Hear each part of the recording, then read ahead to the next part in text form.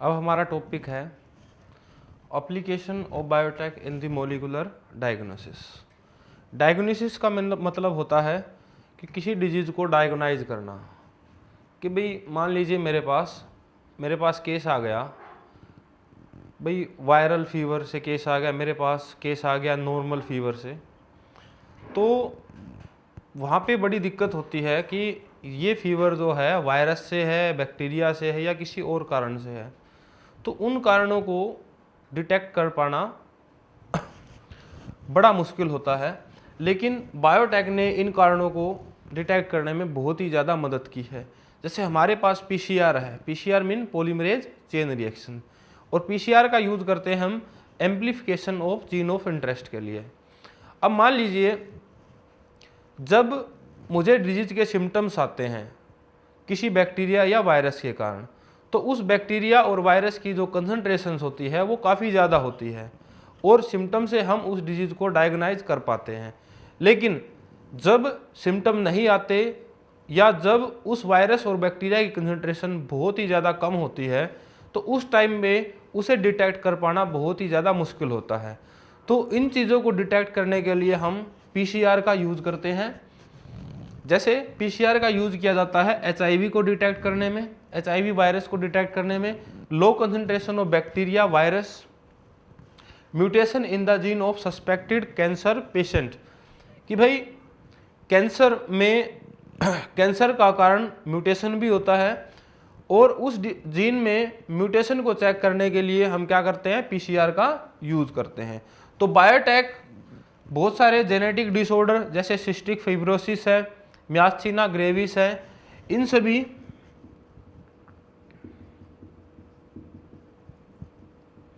Genetic disorder को identify करने के लिए भी बायोटेक का यूज होता है। जैसे बायोटेक की एक एप्लीकेशन है एलाइजा। एलाइजा होता है आपका एंजाइम लिंक्ड इम्यूनो सोर्बेंट एसे। ये टेस्ट बेस होता है एंटीजन एंटीबॉडी इंटरेक्शन पे। जैसे देखते हैं, ELISA is the method of detection of HIV. AIDS के डायग्नाइज के लिए इसका हम यूज करते हैं। मान लीजिए मेरे पास एक पेशेंट है जो कि एचआईवी पॉजिटिव है, तो इस पेशेंट से ब्लड सैंपल लेते हैं, ठीक है। अगर उसको एचआईवी है तो उसके ब्लड्स के अंदर एचआईवी के क्या होंगे, उसके ब्लड्स के अंदर एचआईवी के एंटीजन प्रेजेंट होंगे, ठीक है। एंटीजन एक तरह का प्रोटीन हो सकता है, ग्लाइकोप्रोटीन हो सकता है। तो मैंने क्या किया, इस एंटीजन के स्पेसिफिक एंटीबॉडी डेवलप की, इस एंटीजन के स्पेसिफिक एंटीबॉडी डेवलप की, इस तरह की इस एंटीजन के स्पेसिफिक मैंने यहाँ पे एंटीबॉडी डेवलप की, ठीक है। अब यहाँ पर क्या हुआ, एंटीजन और एंटीबॉडी की क्या हुई, रिएक्शन हुई। इस एंटीजन और एंटीबॉडी की रिएक्शन हम कोई भी सबस्ट्रेट या कलर डाल करके देख सकते हैं और हमें डिजीज का पता लग सकता है। तो जो बायोटेक है उसका यूज होता है मॉलिक्यूलर डायग्नोसिस में, डिजीज को पहचानने में। इसे आप नोट कर लीजिए फ्रेंड। अब हमारा टॉपिक है ट्रांसजेनिक एनिमल्स। जैसे हमने ट्रांसजेनिक प्लांट पढ़े थे, ऐसे ही हमारे पास टॉपिक है ट्रांसजेनिक एनिमल्स। ट्रांसजेनिक एनिमल्स क्या होते हैं, ट्रांसजेनिक का मतलब होता है कि ऐसा एनिमल जो फॉरेन जीन को एक्सप्रेस करता हो। The animal which express foreign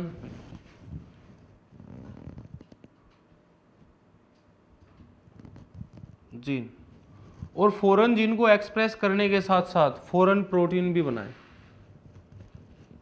ठीक है।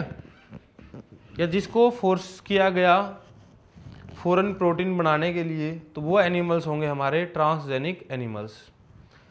तो जैसे हमने बात की थी प्लांट में बीटी कॉटन, बीटी कॉटन का यूज़ हमने किया था for making transgenic plant against pest resistant. इसी प्रकार से ट्रांसजेनिक एनिमल बनाते हैं और ट्रांसजेनिक एनिमल्स का यूज़ हम इन 4 पर्पज़ या इन 4 और 5 पर्पज़ के लिए करते हैं। ट्रांसजेनिक एनिमल्स माइस भी हो सकते हैं, पिग्स भी हो सकते हैं, रैबिट्स भी होते हैं, या कैटल्स को भी बनाया जा सकता है। इन सभी ट्रांसजेनिक एनिमल्स के अंदर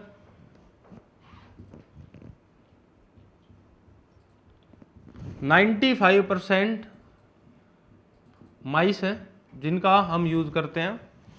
तो आइए देखते हैं why we make transgenic animals. Transgenic animals का यूज़ हम करते हैं नॉर्मल फिजियोलॉजी एंड डेवलपमेंट जानने के लिए। जो हमारे जीन हैं उनकी नॉर्मल फिजियोलॉजी और डेवलपमेंट जानने के लिए हम क्या करते हैं, ट्रांसजेनिक एनिमल्स बनाते हैं कि भाई how gene are regulated and how they affect the normal function of the body growth and development. मान लीजिए हमें इंसुलिन बनाना है, तो इंसुलिन बनाने वाले जीन्स की हमने फर्दर क्या करनी पड़ेगी, स्टडी करनी पड़ेगी कि किस प्रकार से वो जीन बॉडी ग्रोथ और डेवलपमेंट पे इफेक्ट करता है। फॉर एग्जांपल मान लीजिए मैं स्टडी कर रहा हूँ इंसुलिन के लिए, या मैं स्टडी कर रहा हूँ ग्रोथ हार्मोन्स के लिए, ठीक है। तो इस प्रकार से हमने क्या देखना पड़ेगा, इन ट्रांसजेनिक एनिमल्स की हेल्प से हम क्या कर सकते हैं, उन फैक्टर्स की, उन जीन्स की रेगुलेशन को जान सकते हैं कि किस प्रकार से ये जीन रेगुलेट्स होते हैं और किस प्रकार से ये जीन फंक्शंस करते हैं। Second is study of disease. देखिए बहुत सारे डिजीज हैं जिसमें जीन खुद कंट्रीब्यूट करते हैं, जैसे कैंसर है। कैंसर होता है जब जीन की एक्सप्रेशन जो है रेगुलेटेड ना हो, अनकंट्रोल रेगुलेशन हो, और उसी अनकंट्रोल रेगुलेशन से ही कैंसर होता है। और हमने इनके बारे में पढ़ा सिस्टिक फिब्रोसिस, एल्जाइमर और रिमेटॉइड आर्थराइटिस। तो कि भाई जो जीन है वो किस प्रकार से कंट्रीब्यूट करते हैं डिजीज फैलाने में, तो इनको जानने के लिए हम जो है ट्रांसजेनिक एनिमल्स बनाते हैं। हमारे पास ट्रांसजेनिक मॉडल एग्जिस्ट हैं इन डिजीज के लिए, cystic fibrosis, cancer, Alzheimer and rheumatoid arthritis के लिए। फिर थर्ड है बायोलॉजिकल प्रोडक्ट्स।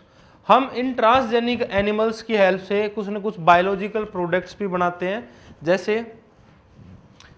हमने बनाया है अल्फा-1 एंटीट्रिप्सिन, एक बायोलॉजिकल प्रोडक्ट बनाया यूजिंग बायोटेक्नोलॉजी, जिसका यूज करते हैं टू ट्रीट एम्फीसेमा। एम्फीसेमा जो लोग बीड़ी सिगरेट स्मोकिंग करते हैं, उस बीड़ी सिगरेट स्मोकिंग के कारण हमारे जो लंग्स में एल्वेलाई हैं वो डैमेज हो जाती हैं, और उस डिजीज़ को बोलते हैं एम्फीसेमा, और बाद में ये एम्फीसेमा लंग कैंसर का कारण बनता है। इसी प्रकार से फिनाइल कीटोनूरिया के लिए भी प्रोटीन बनाया गया है जो फिनाइल कीटोनूरिया को ट्रीट करने में हेल्प करेगा। फिर 1997 में एक पहली ट्रांसजेनिक काऊ बनाई रोजी। इस रोजी के अंदर human protein enriched milk develop किया गया,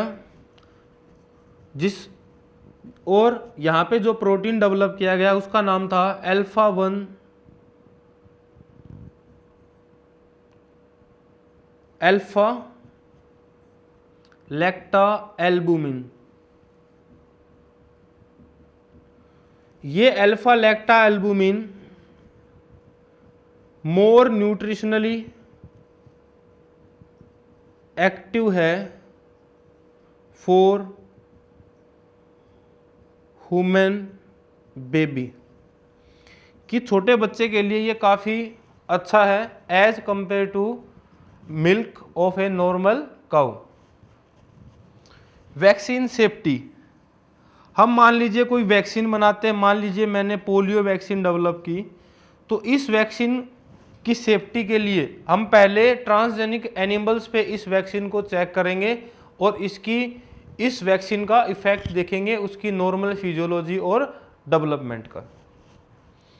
तो वैक्सीन सेफ्टी के लिए, वैक्सीन टेस्टिंग के लिए हम क्या करते हैं, ट्रांसजेनिक एनिमल्स बनाते हैं ताकि उस वैक्सीन का हम इफेक्ट देख सकें। फिर फिफ्थ है केमिकल सेफ्टी एंड टेस्टिंग।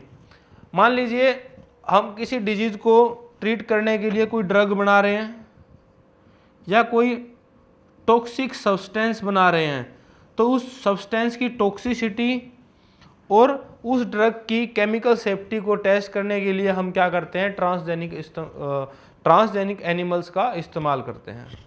तो ये था कि ट्रांसजेनिक एनिमल्स क्या होते हैं और ट्रांसजेनिक एनिमल्स का यूज़ हम क्यों करते हैं और इनकी एप्लीकेशन। इसमें सबसे ज़्यादा इंपॉर्टेंट है बायोलॉजिकल प्रोडक्ट्स। आपने अल्फा-1 एंटीट्रिप्सिन और ह्यूमन अल्फा लैक्टा एल्बुमिन, ये प्रोटीन को आपने याद करना है जो कि बेबी के लिए बहुत ज़्यादा लाभदायक होता है। इसे आप नोट कर लीजिए।